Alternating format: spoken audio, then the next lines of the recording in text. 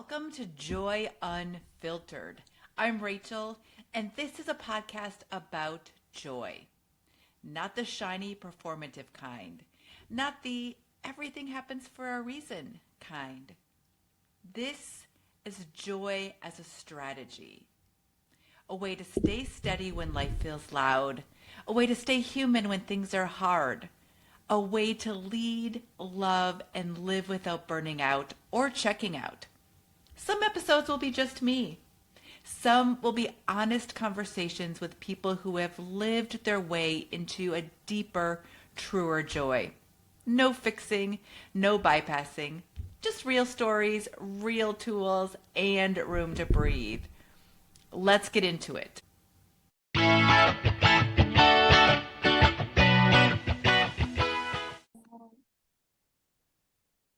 Well, welcome back to Joy Unfiltered. It's Rachel, your host, and I am joined today by Bethany. And we have a little bit of a surprise for you today because today, after I introduce Bethany, we're going to do a little swapsies and she is going to interview me. So super excited about this and just blessed, Bethany, that you offered this up. So excited to get started, but let me tell everybody just a little bit about you. So Bethany Shipley is a speaker, writer, and guide for those who are ready to live a life of deep purpose, authenticity, and alignment. I love that. With over a decade of experience helping others step into who they truly are, Bethany believes your personal brand isn't something you build, it's something you live. She helps individuals uncover their natural gifts, understand their unique story, and create a life that feels deeply aligned with their truth. Whether through her programs, podcast, or coaching, Bethany creates space for people to connect the dots between who they are and how they show up in the world. She is the creator of transformational programs, Market Your Personal Brand and Your Magic. Bethany is also wife, mom of four, a podcast host, and someone who thrives when she is helping others live lit up, inspired lives grounded in truth, freedom, and joy. A beautiful ending and beautiful connection, that we get to make. So welcome, Bethany, to Joy Unfiltered. Oh my gosh. Thank you for having me, Rachel. And yeah, I don't know if I told you this yet, but my middle name is actually Joy. So I think you did, and I was like, yes, we definitely have some synergy going here. So yay. Absolutely. Yeah. No, and here's the cool thing. Like you have this podcast, it's about joy, and you're doing solo episodes as well as interviewing other people. But I noticed this thing that your audience listens probably because they love you and they want to know more about you. And so you're right. We're flipping the table today, and I get to ask you all sorts of questions about for lack of better word, I'll use my word, your personal brand, your journey, and your magic, if you will. So yeah, thanks for having me on. Love it. So, and what's so cool about this is I'm coming in with semi-fresh eyes. I've done some research on you, but we've never met in person. We've never hung out. So I get to ask from the bare bones of just someone onlooking from the internet. And I guess my first question is just kind of out the gate. What is there a definition that you rely on for joy, or what does joy mean for you? That is a great question. And certainly we can go to the dictionary and look at that. But for me, joy is anything that lights you up. So it's anything that, starting with the small things, anything that just makes you smile or makes you happy. So that could be the sunset. It could be your cat giving you a little extra snuggle. It could be fresh cup of coffee in the morning, but anything that kind of triggers, and what it's doing inside of us is really triggering a little bit of dopamine, but anything that triggers that feel good, even if it's a tiny bit, but that feel good sense. Mm-hmm. Okay. Yeah. So, and you said cup of coffee, and I just wanted to say I'm raising my hand. If you're listening, I'm raising my hand on that. The cup of coffee is definitely that for me.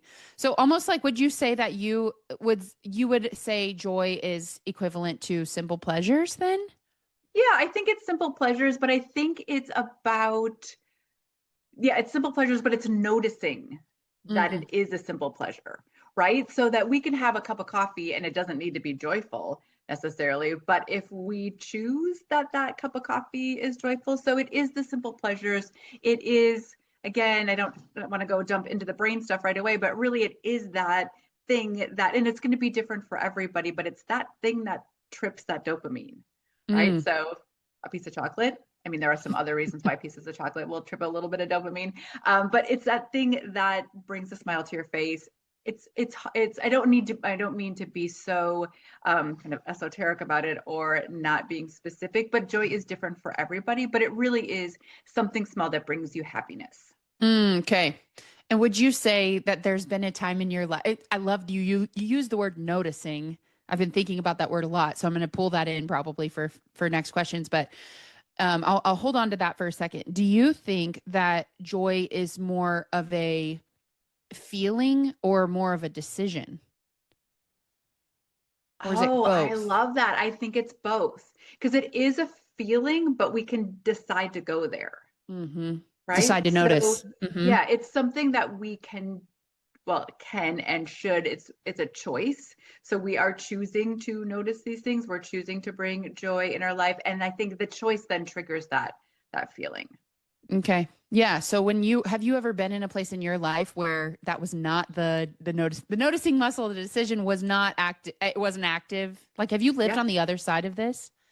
Yeah, I mean, I think there are lots of instances of that, and I think, and before I go there, one of the things that I think is so true is that joy is always available to us, and if we have spent time in our lives practicing that, it's easier to notice it when life is hard. Because sure, I mean, I've even though I come across as this, amazingly joyful, well, I don't know if I come across as amazingly joyful, but that a lot of my life feels joyful. There's certainly been challenging pieces of my life.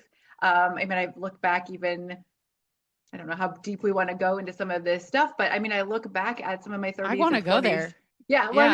I'm in my 50s, and I finally feel like I have um, come to the space of like peace where I actually can find joy. I have shared on this before. I live in the recovery world.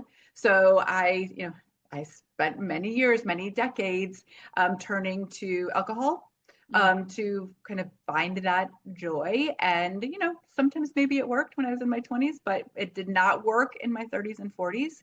And when I finally made the decision um, to go through recovery and live an alcohol-free life, the ability to notice and choose joy just was a lot easier because I was clear. Mm. So Mm-hmm. Yeah, because when you first defined joy, you said dopamine, like anything that gives you dopamine. And I would gander that maybe there was a time where alcohol did give you a sure. dopamine hit, right? Yeah. Yeah, absolutely. And I think and yes. And so, and it wasn't, it worked for a while, as Mm-hmm. if you are an alcoholic, and not that you are, but if those of Mm-hmm. you listening are, that alcohol works for a little while, right? Alcohol works it does trigger that, and it gives you, it can be a joyful experience to have a glass of wine or glass of beer. And then, but when it flips over into this addiction piece, then that joy there is less or no joy in the drinking piece of it. Mm-hmm. So then going through recovery and now knowing that, wow, I can notice and choose joy. And I try to Mm-hmm. do that and practice that every day because you asked about joy being a feeling or a choice. I think Mm-hmm. that's the word that you used. It is, although I also want to go a step further, is that if you choose joy consistently, joy just becomes a habit. And Mm-hmm. that's where I want people to think about getting to, just like the habit of brushing your teeth in the morning. You don't really think about that, right? The more you choose joy, the more we see joy, and then the more it just becomes a habit. And then we can use that habit as a strategy, then to live our lives and to make better decisions. Yeah, and not to say alcohol because everyone has. I believe I'll say this. I believe everybody has something that that they struggle with, and that brings them that temporary kind of like relief from an overall system orientation of pain. Sure. Yes. And so, like what I hear you saying, I'm like, oh, I can totally apply it, not necessarily with alcohol, but with other things that I struggle with. That I'm like, okay, I'm going to that thing, and you can tell me if I'm reading this right. You were going to because it gave reprieve. So almost coming from a deficit, where it sounds like to me you're saying that without that deficit being there, then the joy was available more often. There wasn't anything that needed to fill. It was just something on top. Yes. Okay. Yes. Yeah. And yes. And I also think, and I don't know if this is exactly kind of the same, but I also think that when you're going through, either if you're trying to fill a space with something, but even being in a hard space, like let's say you're going through grief Mhm. or you're going through a really challenging time, I think joy for you does two things. One, if you have learned to practice joy before you go into that grief space, then it's almost easier to actually fully feel grief Mm, because it's not as scary. Because you know, if I'm feeling this grief, I already know that joy is still there. So, but if you haven't ever practiced joy before and then you go into this grief state, it can be kind of scary because if you're in it, what if you never get out of it, right? So mm, that can be really challenging. The other piece about practicing joy and how joy can support grief is that if you've already practiced joy, you've learned to regulate your nervous system mm, a little bit. And if you've learned to regulate your nervous system, you have those tools of deep breathing or whatever you're doing for that. And then knowing that if my nervous system is a little more regulated, even if I am in this grief state or I'm going through this hard time, my brain is a little more open. So I have more ability to think of different options. My brain's a little more creative. And I'm able to be more strategic in helping myself get out of that situation, whatever it might be. hmm And so, I mean, I'm hearing you say this, and I had actually a question written down, which is like, how does joy play inside of grief, and can it, in your opinion? Yeah, and I think absolutely, like 100%. And I don't think that joy and grief are two separate Mhm. things. I don't think they're two sides of one coin. I think they can actually sit together in a couple of ways. One, as I just said before, I think that well, even, so an example. So if you've been to a funeral before, Mhm. you also will notice either in the funeral sometimes, but afterwards when everyone is together and being in community helps to breed or helps to compound joy. But you will notice that there's lots of laughter after Mhm. they go to the funeral. And then if you're at the luncheon or whatever you're doing afterwards, there's often lots of laughter. So again, it's not opposite. It's that you're feeling deeply both of Mhm. those emotions. But I think in the best sense that joy can again let you feel all of the awfulness of grief so that you can process it and move through it faster. But also know that when you're in that depth, you can still notice that is a really good cup of coffee.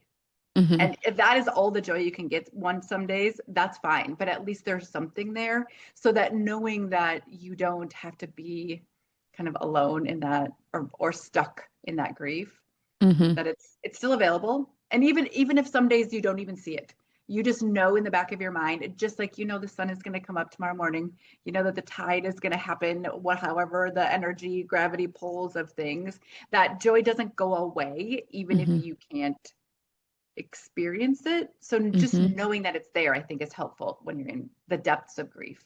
Right, right. And I mean, that makes total sense where you know it's there. There might be seasons of your life where it's not practiced or it's not experienced from you personally, but you kind of know it's there somewhere and maybe it'll come back for, for you later. Yeah. Yeah. Um, yeah, that's beautiful. And I think I, it does. And I yeah. think, and I'm not it's interesting. My sister is a pastor and a grief counselor. Okay. And so we've talked a lot about this. There will be another book about joy and grief that we're going to write Okay. together, which I'm excited That's about. cool. But Yeah. um, now I just forgot what she was going to say. She would say, shoot, I'm gonna tell you. I'll tell you later Yeah. It'll come about the back to joy you. and the. Oh, I know the piece of giving yourself permission to feel joy, even when you're in the in that grief space, I think sometimes that's all we need, is that if you have lost a loved one, or you've lost your job, or there's some other kind of deep loss, you're going through a divorce, is that we think that we're supposed to just be sad. Mm-hmm. And yeah, you can feel all of that, but also to give yourself permission to be like, okay, that really was funny, or that really was, I really do like my cup of coffee, or that sunrise really was beautiful, or my Yeah. cat did give me an extra snuggle. All of those things, that it's okay to also Mm. experience joy even when you're going through loss and pain. Right. Which I think I'm thinking of myself if I'm in a place of I'm going to cross my arms at the whatever I'm blaming for causing me this feeling, then I'm going to be darn sure that joy doesn't come in. And Right. that's not helpful. It's not like that. It's not personal. Yeah. Yeah. Right. Yeah. Yes, absolutely. I started this tradition with my kids this year. Well, and my husband, we went to Hobby Lobby and picked out an ornament to represent our year. Cool. And yeah, it was so fun. We only broke two ornaments, which was great. In the Hobby Lobby aisle, Oh, I was perfect. at, you know how it is. You imagine it being this way. It's going to be so fun and a family outing. And by the end of it, I'm sure my blood pressure was through. Like, you guys, no one's allowed to hold an ornament. Please just pick one and give it to me, and we're gonna be done. But the And then we ornament got to that get I it. Then we picked, got to go. Yeah. yeah, exactly. We need to get this taken care of and paid for. The ornament that I picked was a charcuterie board. Like, it was this little charcuterie board, and kind of in this similar way this last year had been, last year, now we're in it, but Yeah. it had been such a conglomerate of things. And I think, just realizing that that's actually the point of a charcuterie board, is to expand your palate. That's the whole reason for a chef's board, is they have the little chocolates there so you can experience like both the sweet and the savory all at once. And that's maybe, I don't know, I'm taking a shot at it, but I think that might be like part of what life is about too. Absolutely. Absolutely. To experience all of that. Because again, I go back to, if you haven't, um, well, if you practice that habit of joy, it does allow you to go deeper into sadness and grief. I mean, it allows you to Mhm. actually and walk through it. And that's something that I think that we need to do, right? Because life is hard, right? Life Yeah. can be awfully joyful, but life can be really hard. I mean, we're living in 2026. I live in Minnesota. It Mm, January was I mean, it's not that it's over just because it's February, but January was a right. really challenging month in Minnesota, just politically and socially. And, it was so cold, that as Yeah. well. So it was hard, right? But knowing that joy was still there Mhm. gave me personally then the strategy or the tools to be really angry and to be really sad, but also find that joy. But I got to experience the depths of that anger that I needed to, because I needed to work Yep. through some of that, and then use that strategy of joy to be like, okay, now what? Now we can't stay Right. here, Hmm. right? We can't stay in this anger, because that's not helpful for anybody. So how do we move past? But I think it's healthy to experience, like the charcuterie board, experience that full range of emotions. Right. Well, and I hear you saying this, and I'm like, I'm so glad you brought this up. The idea that when you can expand on this side, and not that they're opposite sides, but expanding in one way will allow for expansion in another way. Feeling emotion, maybe we could call it like emotional capacity. I think that might be the misconception that people, I'm just taking a guess, I don't know, but if people come across your work and they're like, oh, maybe they think something like Pollyanna, let's just say, that's not what you're saying. Absolutely. And honestly, that is why I shied away from this work for such a long time. I mean, honestly, I think that this was and not to get, well, I'm just going to go there. I Go think this there. is actually a calling for me. And I think that I'm very spiritual as well. I think this is actually a calling from God to say, I want to use you to help spread joy. Hmm. When I was and I was trying to remember, I was asking my sister and I couldn't remember how old we were, but um, my dad, it was a management leadership consultant. And so we would get practiced on for things that he was Yeah. doing for work. So early on in his career, he was helping organizations write vision and mission statements, right? So he had us write our vision and mission statements when we were quite young. And mine my vision was leave everyone happy. Wow. How old were you at that point? I don't know. I was trying to If you had remember. to Maybe it guess. was 10, maybe I was Okay. 12, right? So middle school Young age. enough not to know any better, old enough for it to make sense. Yeah. Correct. Well, and I Yeah. go back to that and I think, oh my goodness, I really have been thinking about joy since then. But to your point, it has felt, and maybe this is my, these could be my own limiting beliefs as well, is that I can't talk about joy or at work because it's not serious enough, or it's too Mm, fluffy, or it's hmm.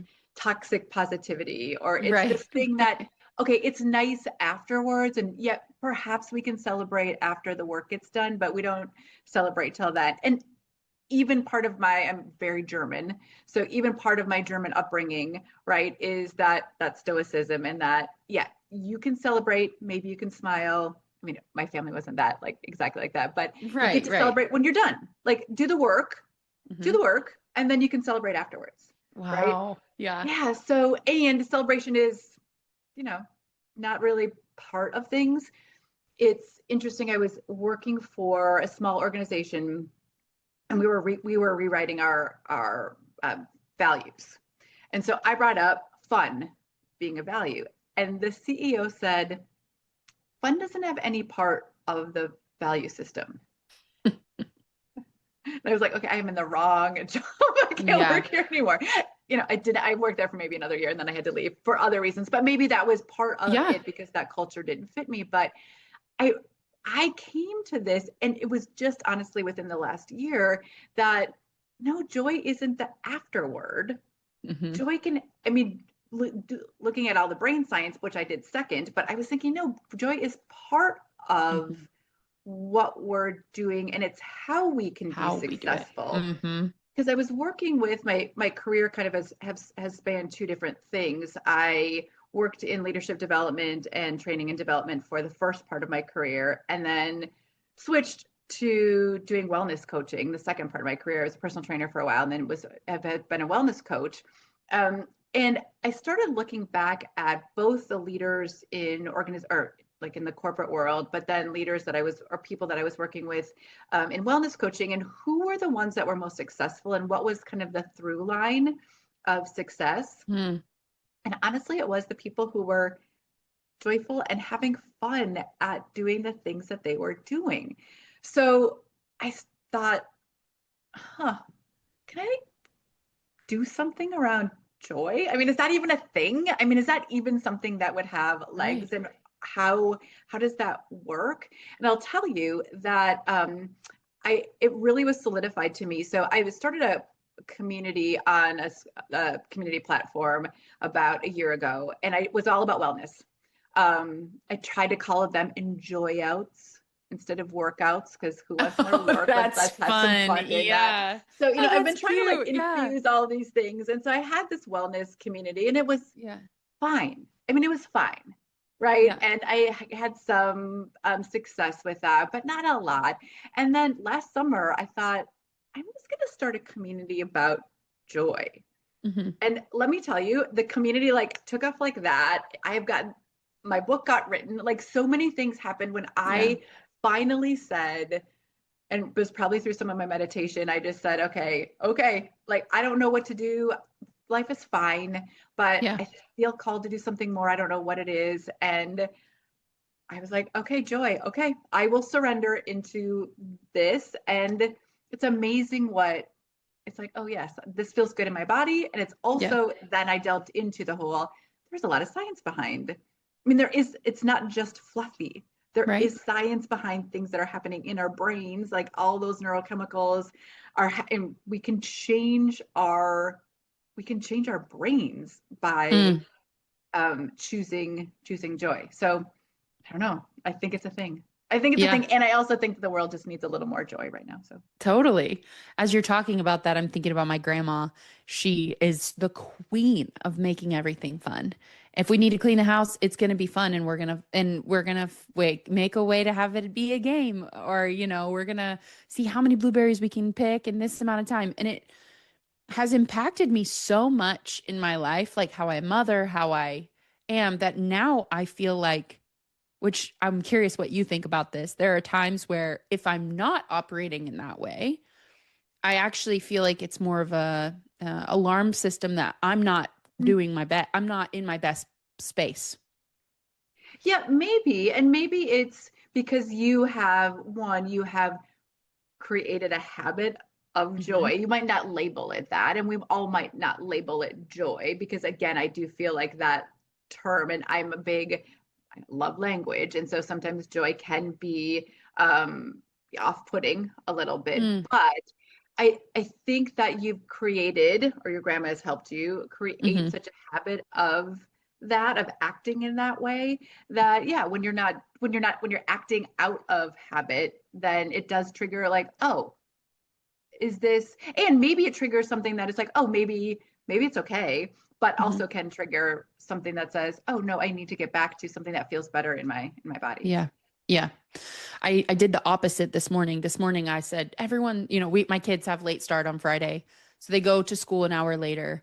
And so I got up a little bit later, walked out, and the house was just disaster. They've been watching movies and playing games, and they're just being crazy kids like kids should be. And after, I did what I needed to do, I just said, okay, screens off. I didn't yell it or anything like that. I wasn't like rude. I was like, screens off. And then I caught myself complaining, which our number one rule as a family is like no complaining or arguing. And I caught myself. Now they couldn't have called me out on it because it wasn't like straight up complain. It was just like under the, like, I said, I am tired of being the only one who cleans up after all of you guys every day you're at school. You mess it up in the morning, mess it up at night. And after I said it, I'm just like, oh, that's not the way that I want to be. That's not Yeah. the way I want their Friday morning to be. And what I, so as I was switching the laundry, I'm thinking about this, and I'm like, okay, Bethany, you're feeling resentful. Like that's where this is coming from. It's the resentment. And I've noticed that I don't take joyful action from a resentful place.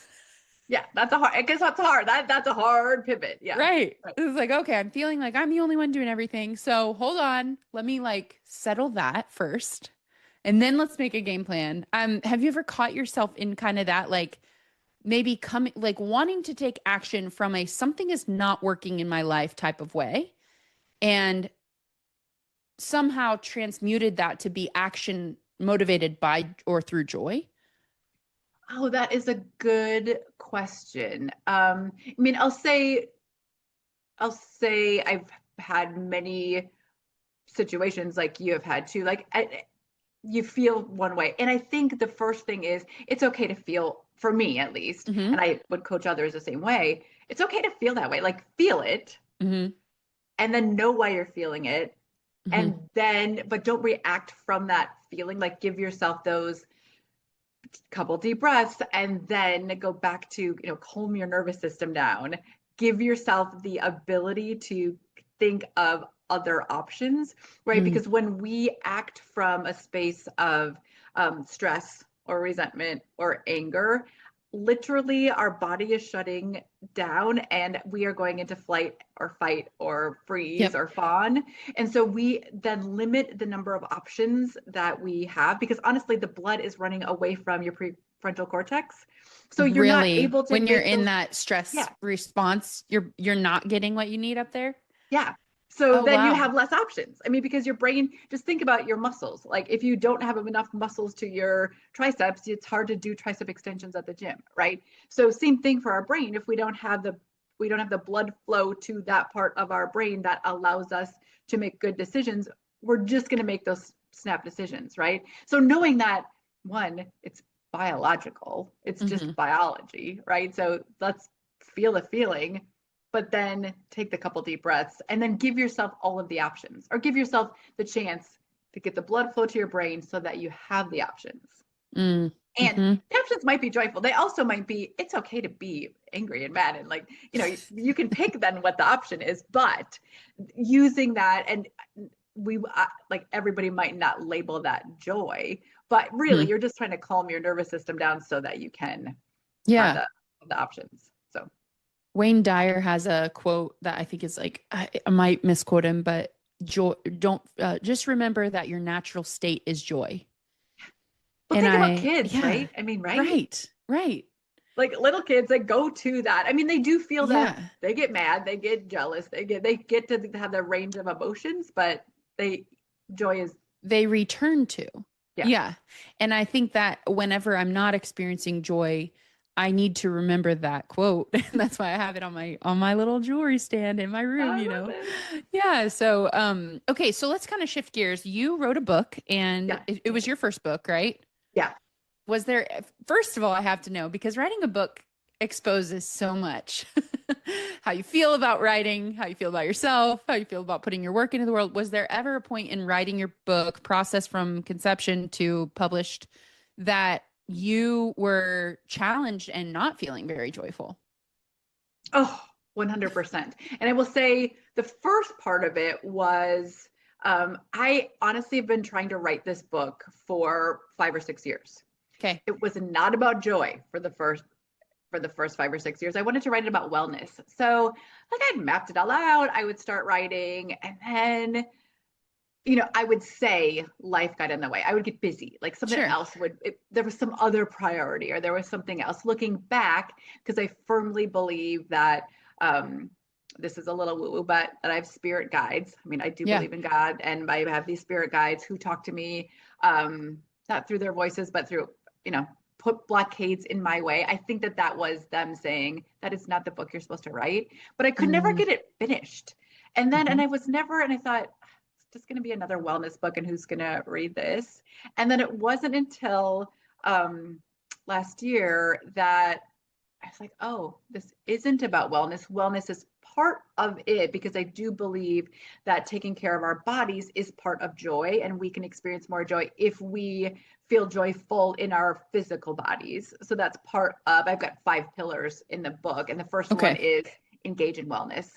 So that's one. But once I decided that, and the title came to me one day during meditation, I'm like, oh, that is it. And then the book kind of just flowed. Like I had all the personal stories already written because I just had associated them with other things. And I knew I wanted to pull in something about spirit, and I knew, but that didn't fit with the wellness thing. But once I knew Joy is the Strategy was the title, it just kind of came flowing out of me, which sounds trite if it hasn't happened to you, but Mm.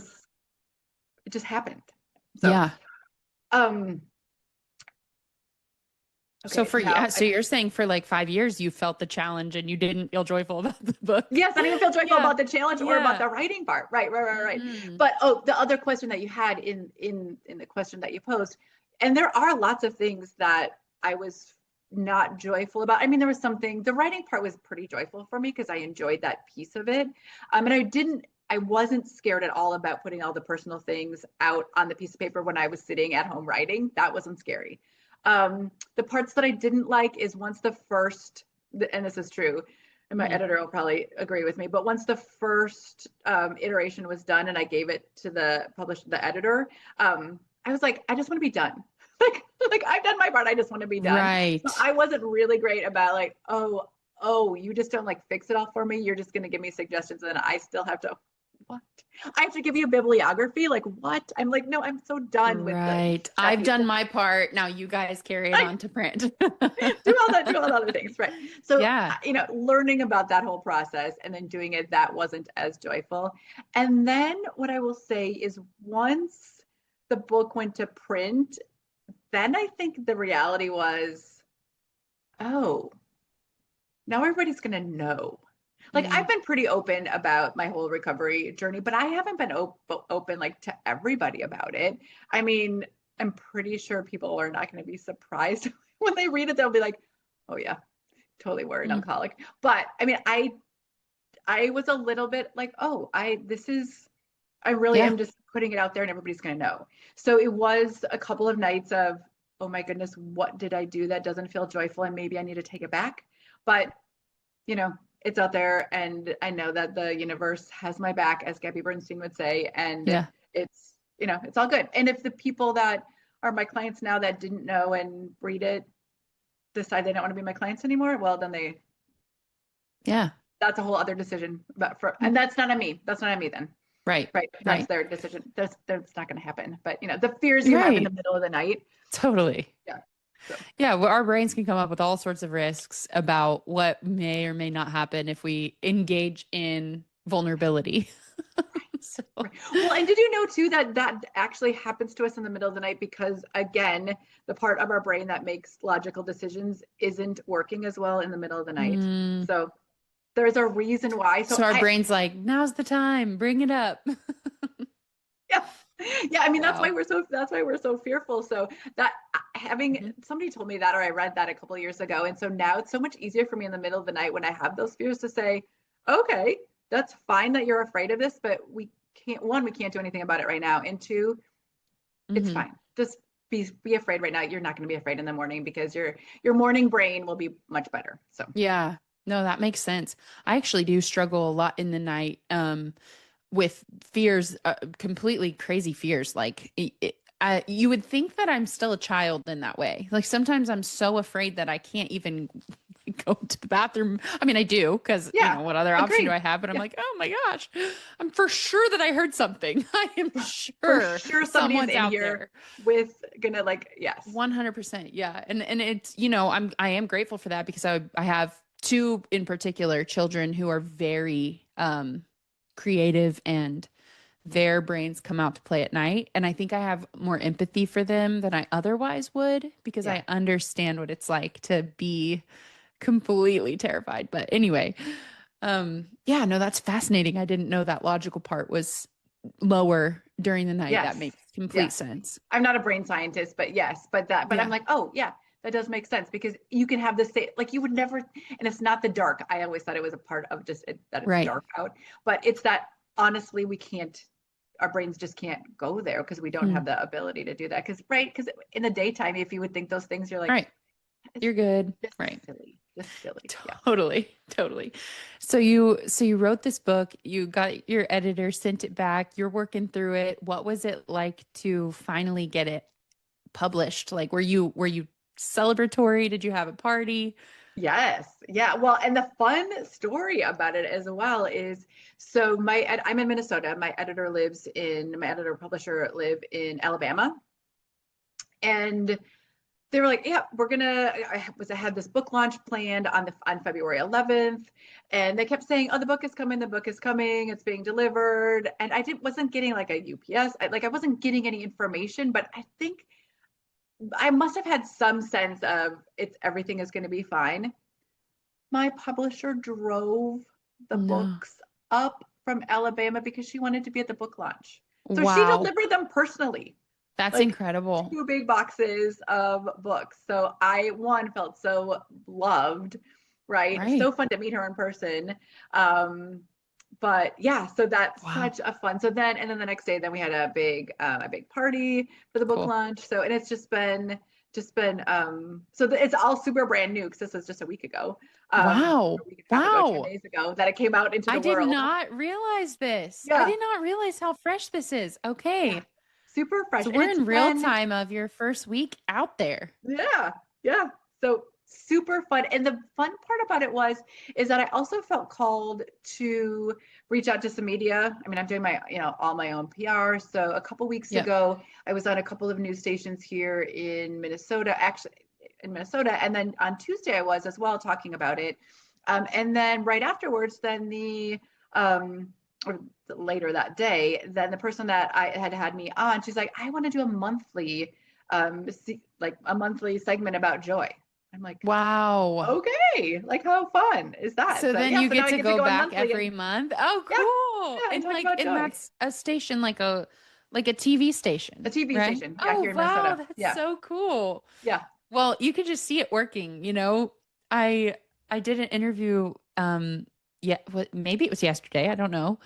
And I was talking with the woman about intuition, and she said, when the wind is at your back and you just choose to run with it, like you just know. And I feel Oh like my what you're goodness. saying is exactly that.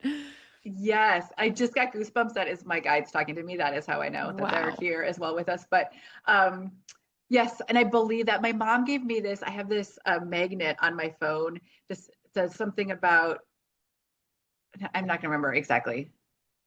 but about going with the flow, but not, or Yeah. you are the flow or something like, and, but yes, Mhm. once things, once you just surrender into all of that, it does just flow. I mean, um, I've been working so, and I think I'm a good wellness coach and a good personal trainer. And I think I've had clients for, the past 10 years. So I believe that I'm good at what I do, but going on Instagram or going on Facebook, going on LinkedIn, like all this stuff, I was getting lost in all of these other, wellness coaches, personal trainers, and all these things. I'm like, oh yeah, that's because that's not my, yes, I know how to do it, Right. but it really is about the joy piece. And once, Mhm. as I said, once I kind of said, okay, like, okay, I'll do this, then you're right. It just Wow. flowed. So, what would you say to someone who maybe they're listening to this and they don't feel the wind is at their back? Like maybe they're in a season of it feels like the wind is maybe hitting them in the face. Hard, right? Because that happens. I would say it's about intentionality and it's about consistency. So I think that there are things that people can do. First, I would say you're going to be okay. And Mm, it is, the joy is still there. We just have to practice finding it. mm, And it is like any other habit. We just have to, one, make the decision, and then two, create some intentionality around practicing it. mm, So, and again, there's all that science about that. Once you want to buy a car and you notice like you want to buy a red, whatever, all of a sudden that's all you see on the road, right? That is because our brains, our reticular activating system, right, in our brains say there's billions of pieces of information floating around all the time. And our brains help us solidify that so that we can actually just have a conscious way of thinking. So if we say, I want to focus on X, our brains listen to us and will help us focus on that. So if you say, I want to focus on joy hmm every morning, you just, yep, every morning, your brain will then allow you to see, it will filter all the other stuff out and allow you to see more joy. There's this thing in the morning, and I think it happens like within the first 5 to 15 or 20 minutes. We're in this theta brainwave state in the morning where we are highly suggestible. mm, So oftentimes in the morning, what are we doing? We're thinking about all of the stressful things. We're looking at our email, we're looking at Instagram, we're looking at all the things, and we're putting all this stress into our brains. So our brain thinks, oh, I'm supposed to be alert and unaware. I'm supposed to be at mm, high alert because there's all these stressful things that are going to happen to you today. So okay, I have the message. I'm going to show you all the stressful things. But we can brainwash ourselves. We can reprogram. And if we just spend a couple 2 minutes, 1 minute, maybe it's 30 seconds, thinking of some joyful things, telling our brains, I'm safe, I'm creative, I'm courageous, whatever kind of things you want to say to yourself in the morning, or it's going to be a great day. If you just hmm start with waking up in the morning, literally saying either to yourself or out loud, it's going to be a great day, hmm you are, and this isn't woo woo, you're actually programming your brain to look for all the good things. That's so So if cool. we just start there, Yeah. then we'll start to notice, and then it compounds, right? So if you start to notice, you'll just start to notice more things, right? So it Right. continues, and then you develop this habit of noticing joy. hmm It doesn't happen more often. Like there aren't more joyful things in the world. You are just noticing all the joyful things in the world. hmm That makes so much sense. And I heard a guy, I took my daughter, we had a dentist appointment yesterday, and I took her afterwards to Chipotle. And the guy that was working at Chipotle said, I heard him behind me while I was eating, and he said, I just have a feeling today's gonna be a great day. And of course, his coworkers, like, cause like not a lot of people are saying stuff like that, They're like, what? And he said, I don't know. I just have a feeling like today's gonna be a great day. And I thought, what a way to set yourself up to prove yourself right. Because if somebody says, okay, well, okay, well, then of course his brain's going to say, well, let's prove it. And now he's looking. So it's like the question, or he posed the question to himself. And I think of, Tony Robbins saying, like, ask yourself intelligent questions and you'll come up with intelligent answers. Yes, I mean all of those things. I mean, we need to take control and choose. I say that all the time to my clients is that you get to choose. Mm, So why not choose joy? Because all of these amazing things do happen to your brain. the dopamine, the serotonin, all those other neurochemicals start to flow. And we can make that happen. We have the agency, we have the ability to train our brains that way if we pick. So, Yeah. I mean, I think it's a no-brainer, but pick joy. Pick which Pick one. joy. Yeah. And it doesn't need to be this big. And honestly, the research Yeah. is too, it doesn't need to be these big, massive parties, birthday things, like big Right. whatever. It needs to be small, intentional, consistent, Mm-hmm. right? Small, intentional, consistent choices. Mm-hmm. And Yeah. that's what compounds, and that's what helps us build joy, and then provides this kind of protective layer in our brains. Mm. Yeah, bad things are going to happen. Sadness, grief, awful things are going to happen. That is part of life. But if we have practiced joy, then we have the ability to sit in the grief, just like I said before, and move beyond it. Mm-hmm. That's awesome. I'm thinking of, how to, we're coming into the final Yeah, part, yeah, and I yeah. was thinking about, yeah, just this lesson that I've learned this year, which I think you're going to have thoughts on. I'm excited to hear your thoughts on this. I've always been a very ambitious person, and I would say that I've motivated myself with the gamut of motivators, motivated myself through shame. I've motivated myself through um, worthiness, or lack of, I've motivated myself through all sorts of things. And I made this conscious decision a few years ago that I would like to choose the motivation of joy, peace, high quality emotions. And the shift that I had to take has been the journey of my life. It's been really challenging because the habit is there. And so this year, when I was setting goals for New Year's, I kind of like being the girl I am, right? I Yeah, like goals yeah, and they're very fun. I noticed that the way that I had set goals in the past was to create an outer goal, something that I could achieve out there, specific amount of money, or just something tangible out there in my outer world. And I've been playing with this idea of what would it look like to have a goal of a state of being instead of something I'm doing. And so I kind of attached the phrase, which is not my phrase, I found it on Instagram, but romanticizing your life, right? Mm. Romanticizing your life. I thought, well, that's a perfect way to say I want to be in a state of romanticism about my life. That would be my goal. And of course, then I'm thinking, well, how can I measure that? And how can I know if I'm achieving that goal? And I ended up 3 days into January having to add the word real. So romanticizing my real life, because Right. I pictured Instagram, and this is just me, seeing people who don't have young children and they've got their career and they've got this perfect workout schedule, and they've got, in my mind, they've got this like conducive schedule to joy. But I thought, well, or romanticizing their life. But I don't live and no, nobody does. But this is just what my brain did, right? Like, oh, well, so we got the stomach bug January 3rd. Oh, And I'm sitting and there that goes all the way through the house, right? It's and not just like it one does. person. Yeah. It does. It's not one person. And so one of my arms was like, oh, I didn't get the stomach bug, but it went to a nerve in my arm, I think. It's very odd. So I couldn't move one arm, and I'm trying to clean up, what had happened. And I said I have to change my goal to romanticizing my real life. And what I've noticed is that as my appreciation for the little things, like, which is exactly what you're saying, has come up, and I kind of see it on two sides, my dissatisfaction with my life has naturally gone down. Mm-hmm.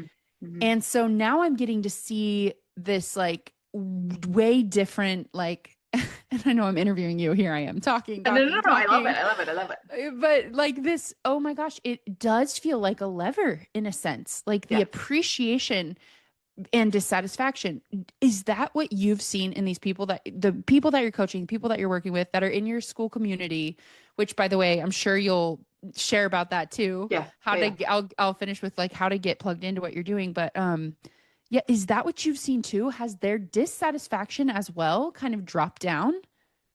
Yeah. Because what's the phrase? What you focus on grows, or there's some there. Yeah. Right. So if we start to focus on those little things, and the little things that we can control. I too love big goals. I love these things, but I have learned to say, okay, here is my goal, but really I have to let go of the outcome. Like I have to surrender the actual outcome because the only thing that I can control are my small daily actions.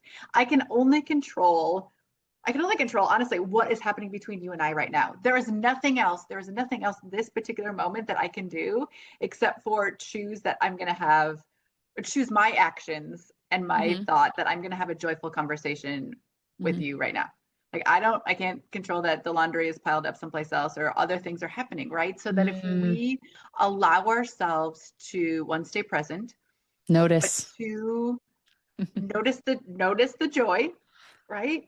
And yes, we need to do the actions, but I liken this to okay, let's say that I want to get because I will live in this wellness space as well, but so I want to get fit or I want to lose this weight Hmm. or I want to be whatever, right? So there's this goal out there that people have.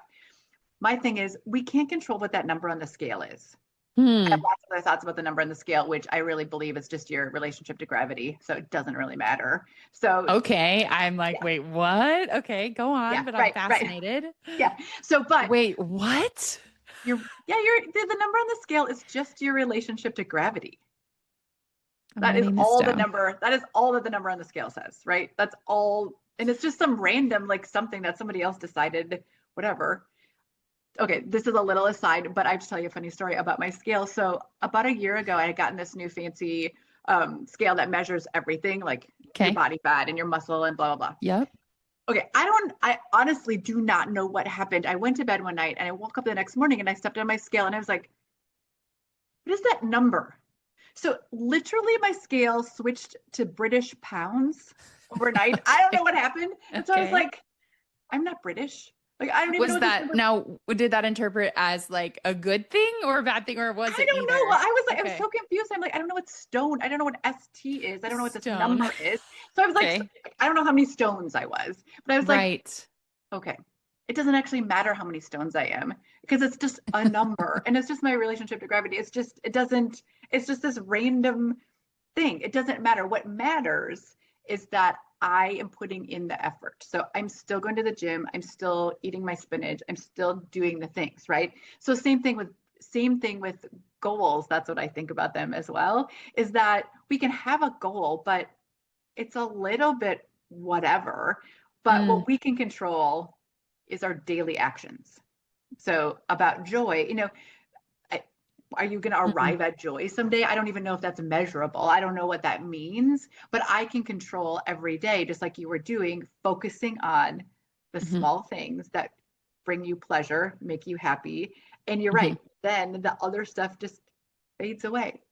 Fades Yeah. away is the wrong word. There's still going to be the other stuff, but Right. it makes you then appreciate the whole thing about gratitude lists and all the things. I mean, that Right. it actually works because our brains do not have the capacity to hold two things like that at the same level. So we can't hold those opposites. So great, pick the joy part, Right. Right. the good stuff, and the other stuff, it's still there. And if you want to go and look at all the crappy stuff in your life, fine, it's still there. You can go Right. look at it whenever you want. Like whenever you Right. want, it's still there. But why? Hmm. Like why not just look at the good stuff, because again then all those other things are happening and it's actually going to benefit you and help you succeed better in whatever you're doing if you are Hmm. choosing the good stuff. So Yeah. I think of this exactly like perfect example from my real life, like the kitchen cleaning. I'm going to clean the kitchen either way because I like to have a clean kitchen. But if I'm looking at it and I'm just annoyed and frustrated, like I was this morning, I'll fess up to that. Like this morning, and then I'm cleaning and and I'm finally get it clean. Finally, okay, now I can relax. Or I'm like, what if I could have the perspective of, I love my kitchen. I want to love on her. I see her as her. I want to love on her. I want her counters to be so clean. I want all of those little spots on the floor to be like just perfectly cleaned up and like loving on her. That the difference is I just like earned an hour of my life back because if I'm cleaning from annoyance, I see that as a waste personally. Like I wasted that yeah, hour, my experience. So I'm all into what you're saying and I'm inspired, re-inspired, re-inspired. good, yay, yay. Well, this was Yeah. for me not that I didn't imagine it to be anyway, because I chose, we were But choosing we this, didn't but know. You yeah, we didn't didn't know know me. You because we can didn't know say each that. other. Yeah. Yeah. Yeah. I Yeah. was, I was putting it out that it was going to be a joyful conversation, but it was, yeah, this Yeah. was good. This was good. I Thank love you. it. Thank you for offering to come on here Absolutely. and let us talk a little bit about myself, but let us talk a little bit about Joy as well and how we can Yeah. continue to, and I'm hoping people get a couple of good ideas about, just seriously wake up in the morning. I started this practice even when I was very early on in my sobriety journey, just saying that today's going to be a good day. Yep. And then, Now, like you said, making it come oh, true, sorry. like making it come Right. true. And so when people are hearing this and they're like exposed to you for the first time, they like this. What are their next steps on their journey with Rachel? How do they get plugged in? Obviously, your book's on Amazon. My book is on Amazon. Joy is the strategy. So you can get that on Amazon. Another way to get plugged in is I do have a group on School. It's called the Joy Project. So come join us in the Joy Project. You get all of me that you can. I have a website, enjoymyeveryday.com, that shows a couple more pieces of what I have. But the two, get the book, join us on School. I am on Instagram under my name, Rachel Bentz. So try to do some stuff there, but I love the School community the most. I mean, I love my book too, but Right. the School community, it's great because we actually get to know each other. We get to talk about joy. There are so many supportive people there, and it's a space to be honest. So if you are having a crappy day, tell us all about it, and I promise there will be people there, not to sugarcoat it, not to be Pollyanna-ish, but to, help sit with you if you need that, but walk you through, and get to the other side of it as well. So Amazing. And I joined this morning. So thank you for proving me. I'm now a part of your School community and I look forward to being a part of what you've got going on there with your Joy as a strategy. And awesome. thanks again for having me on. It's been very fun to chat with you about your work and your whole spirit. Absolutely. Well, again, thank you. I am feel blessed and honored that you wanted to come on and do this. And to everyone else listening, thanks so much. And thanks so much for hanging on for this long. If you've listened to this, again, make sure that you connect with me on School, go to Amazon and get the book. And remember, Rachel from Enjoy, I am celebrating you today and every day. So have fun, live well, enjoy.